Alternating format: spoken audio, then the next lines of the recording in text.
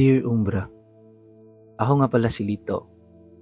30 anyos ako nang magsimulang maging janitor dito sa Gmall. Pero ngayong 43 na ako. Ako na ang pinakamatagal dito sa night shift. Sabi nga nila, sanay na ako sa dilim. Alam nyo, paggabi, iba ang Gaisano Mall. Tahimik, walang tao. Pero yung katahimikan, hindi siya nakaka-relax, nakakabingi. Lalo na sa 5th floor. Alas 11 na nun, nagwawalis lang ako sa dulo ng hallway. Madalas, ako lang ang tao doon. Yung ibang janitor, nasa lower floors. Gabi-gabi na ganun, yun na ang routine ko.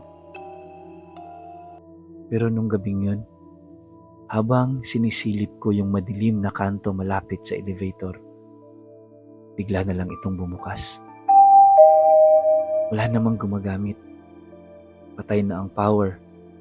Alam kong naka-turn off na ang mga elevators past 10 p.m. Ako pa mismo ang nag-a-assist minsan sa closing.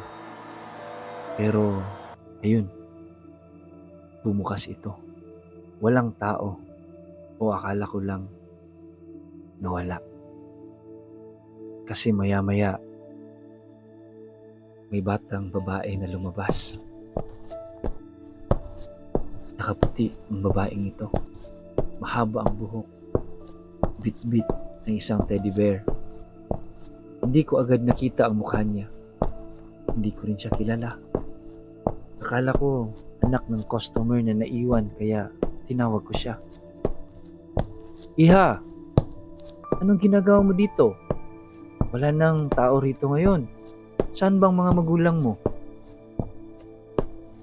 Tahimik lang siya, Umbra. Hindi man lang lumingon. Dire-diretso lang ang lakad niya.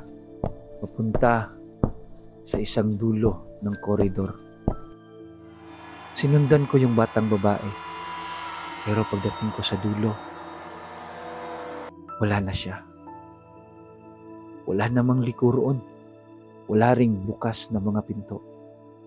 Tiningnan ko pa nga yung likod ng mga haligi. Wala akong nakitang bata. Doon na ako nagsimulang kabahan. Kasi naramdaman ko yung kilabot. Yung tipong parang may nakatingin sa likod mo. Pero wala naman. Tumingin ako sa salamin ng elevator. Wala din akong kasama. Pero yung pinto ng elevator, bukas pa rin. At sa gilid ng salamin, may nakita akong mantsa. Para bang maliit na kamay na may dugong dumampi. Hindi ko na tinapos ang shift ko ng gabing yun. Tumakbo na lang ako papuntang guard station. Pero pagdating ko ron, ibang kwento na ang narinig ko. Pagkarating ko sa guard station, hinihingal pa ako. Sabi ng gwardiya doon, "Oh, dito, anong problema? Para kayatang nakakita ng multo." Hindi ako makasagot agad. Pinilit ko munang kumalma. Sabi ko, "Pre, may batang babae sa 5th floor. Galing siya doon sa elevator tapos biglang nawala." Napakunot siya ng noo. Tapos sabi, "Ha? Patay na ang elevator ah. Maintenance off na yan." Sabi ko, "Pre, tignan mo na lang sa CCTV." Binuksan niya yung monitor. Binacktrack niya yung footage. Nakita naming lumalakad ako. Nagwawalis. Tapos biglang nagbukas ang elevator. Pero Umbra, doon na ako nanginig. Kasi wala kaming nakitang batang lumabas. Wala. Ako lang yung nandun. Ako lang ang tumingin doon sa elevator. Ako lang ang lumapit. Pero sa footage, parang meron akong kinakausap. Tapos nakita ko pa, ako yung sumunod sa wala. Tumingin ako sa guard. Sabi ko, hindi ka ba natatakot dito, pre? Natahimik siyang saglit. Tapos bumuntong hininga. Sabi niya, alam mo ba, ilang beses na naming nakaengkwentro ang gantong pangyayari? Napakunot ako ng noo. Ano? Tapos tinuro niya ang drawer sa ilalim ng mesa. Binuksan niya yun. Lumitaw ang isang lumang printout ng CCTV screen cap. Isang frame shot. Malabo, grainy, pero malinaw ang imahe. Isang babae, isang batang babae na nakatayo sa 5th floor. Nakaputi, hawak ang isang stuffed toy, pero umbra, wala itong ulo. Sabi ng guard, yung batang yan, sabi nila, dati raw na estudyante. Nahulog daw dun sa elevator shaft. Noon pa yun dito. Hindi na nahanap ang katawan niyan. Pero mula noon, may mga nagsasabing nakikita daw nila paminsan-minsan. At minsan nga umiiyak. Minsan, naghahanap sa mama niya. Tinanong ko yung guard, bakit hindi ito pinapaalam sa management? Sumagot naman yung guard na kausap ko. Sino namang maniniwala dito? Saka, basta iwasan mo lang yung 5th floor ng alas 12. Pag bumukas yung elevator na mag-isa, huwag mong titigan. Lalo na kung may batang lumalabas na nakikita mo. Akala ko tapos na yung kababalaghan nung nakita ko yung CCTV. Sinabi ko sa sarili ko, baka pagod lang ako. O baka may problema lang dun sa footage. Pero nung mga sumunod na mga gabi, pare-pareho ang mga nangyayari. Pagpatak ng alas 12 ng hating gabi, biglang may maririnig akong umiiyak. Sa una, mahina lang. Akala ko may bata sa sinihan na naiwan. Pero wala namang tao. Sarado lahat. Tiningnan ko pa nga yung theater. Walang ilaw. Walang tao. Pero umbra, tuloy-tuloy pa rin ang pag-iyak. Galing sa itaas. Galing sa 5th floor. Hindi ako umakyat. Hindi ko kayang akyatin. Kahit anong tapang ang ipunin ko, iba pa rin ang nararamdaman kong takot. Pero gabi-gabi, naririnig ko pa rin sa parehong oras, sa parehong lugar. Tapos isang gabi, habang nagpapahinga ako sa janitor's room, may biglang kumatok sa pinto. 3 beses.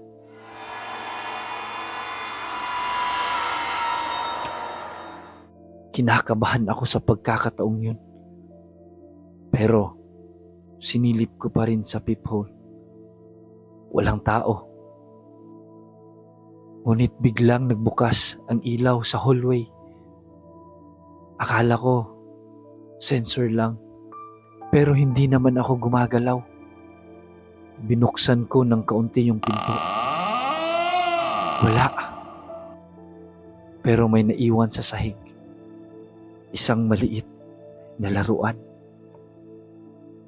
Isang stuffed bear. Parehong-pareho doon sa nakita kong nahawak nung batang babae sa elevator. Bumalik ako sa loob, umbra. Isinara ko agad yung pinto. Kinandado ko ito ng maigi. Tinakpan ko pa nga ng silya Gusto ko na sanang umuwi pero paano ko iiwan yung duty ko? Baka ako pa ang mawalan ng trabaho. Pero mula noon, hindi na lang iyak ang naririnig ko. Minsan, may mga yabag na mahihinang hakbang, parang paa ng isang bata. Tapos minsan, biglang parang may humihinga sa likuran ko habang nagwawalis ako. Pero paglingon ko, wala akong nakikita. Pre, ibang klaseng takot na tong nararamdaman ko. Hindi na ito basta multo. Parang may gusto siyang iparamdam. Parang may galit. Alam mo yun, parang may dinadala. At hindi lang siya nagpapakita doon sa CCTV.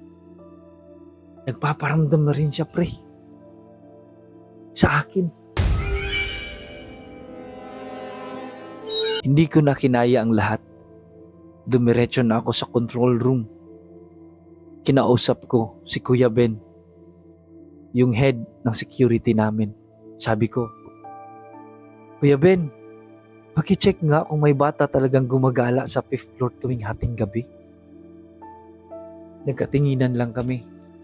Seryoso ang mukha niya. Sabi niya, Lito, ayoko na sana ipakita sa'yo to. Pero dahil ikaw ang may sabit, ikaw ang mismo ang lumapit sa akin ngayon. Eto, tingnan mo. Binuksan ni Kuya Ben yung playback sa CCTV ng isang gabi. 12:00, katapat ng elevator. Wala namang tao sa simula. Tahimik. Hanggang sa biglang bumukas ang pinto. Walang sumakay. Walang bumaba. Pero may sumilip. Isang ulo. At ang nakakakilabot. Ulo lang at walang katawan. Parang ulo ng isang bata. Tapos, biglang nagsara ulit ang pinto. Akala ko tapos na. Pero may sumunod pang mga eksena. Umbra, ako na yung sunod na lumabas sa elevator. Ako mismo. Naka-uniforme pa. Bit-bit ang walis at ang dustpan. Pero sa oras na yun, tandang-tanda ko pa. Nasa janitor's room ako. Natutulog. Paano napunta ako dyan? Tinanong ko si Kuya Ben. Kuya Ben, anong oras po ba yan? 12:30 to, Lito. Ika-25 ng Mayo. Yun din yung gabing biglang nanindig ang mga balahibo ko, Umbra. Kasi yun din yung gabi na nananaginip ako na may humihila sa paa ko habang tulog ako sa janitor's room. Ngayon ko lang napagtanto, hindi pala panaginip yun. Pinanood ko ulit yung CCTV footage. Yung ako na nandun sa CCTV. Hindi ako naglalakad ng normal. Parang lutang. Parang hinihila. Tapos, tumigil sa tapat ng isang saradong tindahan.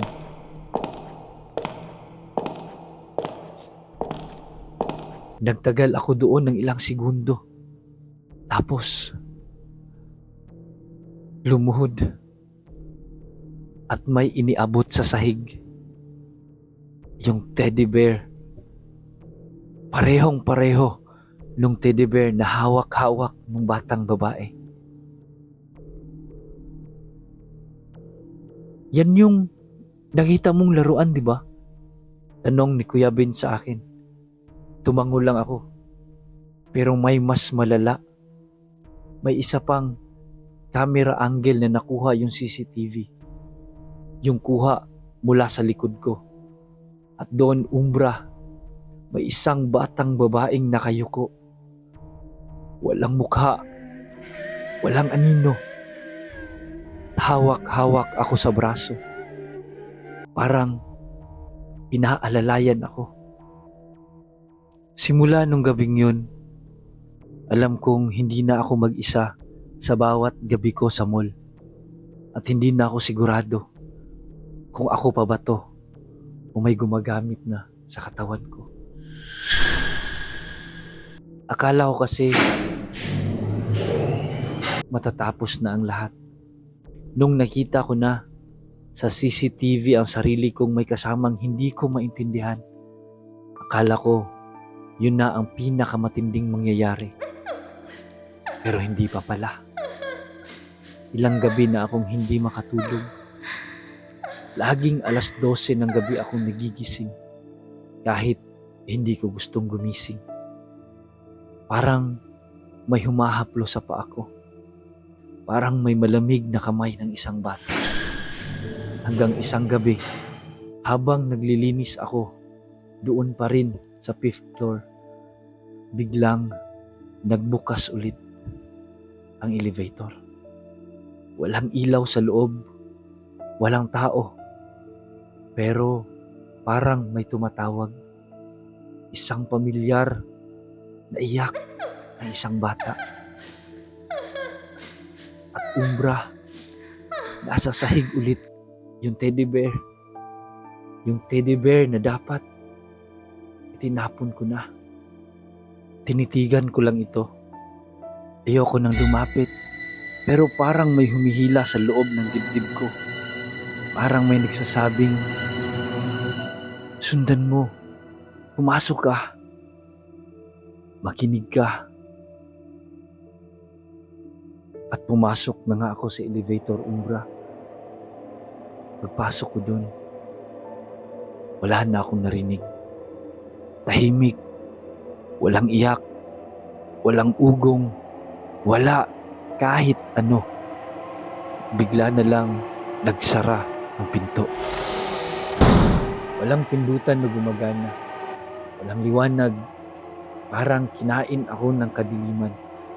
Tapos biglang may bumulong. Boses ng isang bata. Pero hindi sa tenga ko, kundi sa likod ng utak ko. Dito ka muna, Tito. Samahan mo muna ako dito. Nanginig ang mga tuhod ko, Umbra. Nanginginig ang buo kong katawan. Di ako makagalaw hanggang sa may lumitaw sa harapan ko. Hindi ko alam kung kailan. Parang nagsimulang humugis mula sa dilim. Isang batang babae. Nasa mga 8 taong gulang. Nakasuot ng puting damit pero basa. At may dugo sa gilid ng noon niya. Pero hindi yun ang kinatatakutan ko.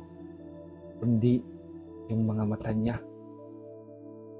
Walang mata. Itim lang. Parang butas. Parang walang kaluluwa. Tinanong ko yung batang nasa harapan ko. Ano bang gusto mo? Sumagot siya. Ikaw, yung katawan mo, para makababa na ako rito. Umbra, ang ibig niyang sabihin, gagamitin niya yung katawan ko. Ako ang magiging daan niya para makalabas doon sa mall. Sa sobrang takot ko, napasigaw ako ng napakalakas. Hindi! Hindi mo ako pwedeng gamitin! Huwag! Tapos, biglang nagbukas ang pinto. Wala na ang bata. Wala na rin ako sa elevator. Nasa 5th floor na ulit ako. Nakahandusay sa sahig. Nanginginig. Walang malay. At alam mo kung ano ang pinaka nakakakilabot sa lahat. May dumaan na janitor sa harapan ko. Ngumiti sa akin. Ako mismo ang janitor na dumaan sa harapan ko. Bit-bit ang isang teddy bear. Naglakad palayo, papunta sa hagdanan. Wala nang reaksyon ang katawan ko. Parang naiwan akong walang buhay. Simula noon, hindi ko na alam kung ako pa ba to. O baka isa na lang akong anino na naiwan dito. At kung minsan, tuwing sasapit ang 12:00, may elevator pa ring bumubukas. Kahit naka-shutdown na ang lahat ng system. At may naririnig pa rin silang batang umiiyak. Ngunit sa pagkakataong ito, may nakikita din silang janitor na hindi nila kilala. Sarado na ang mall. Patay ang mga ilaw. Pero may isang janitor na umiikot. Tahimik lang. Bit-bit ang isang teddy bear.